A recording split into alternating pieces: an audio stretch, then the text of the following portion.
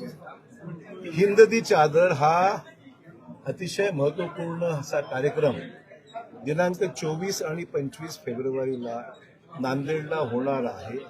शिखांचे 9वे गुरु श्री गुरु तेज बहादूरजी साहेब यांच्या 350व्या शहीदी शताब्दी समारंभानिमित्त हा कार्यक्रम होणार आहे.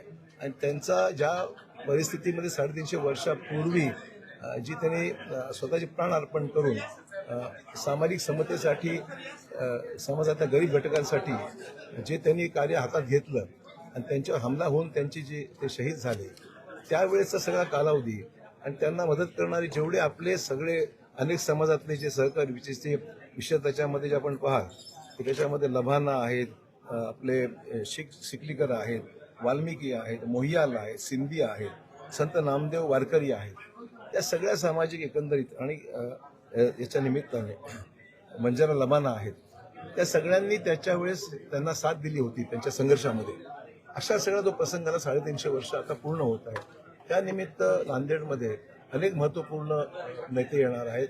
केंद्रीय गृहमंत्री अमित भाई शाह येणार आहेत, मुख्यमंत्री आहेत महाराष्ट्राचे फडणवीसजी, आपले आदित्यनाथ आपले जे आहेत यूपीचे योगी आदित्य पण त्या ठिकाणी येणार आहेत.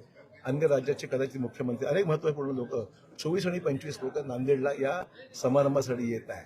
हा मोठा इव्हेंट आहे. अनेक सगळे धर्माचे लोक याच्यामध्ये इन्व्हॉल्ड आहेत आणि हा कार्यक्रम मोठा होईल. त्यामध्ये धार्मिक कार्यक्रम मोठे आहेत, मार्गदर्शनी नेत्यांचा आहे, मागचा इतिहास सुद्धा त्यावेळेस सांगला जाणार आहे. आणि गुरुता गद्दीचा कार्यक्रम 2008 मध्ये झाला, त्याच्यापेक्षाही मोठा कार्यक्रम होईल.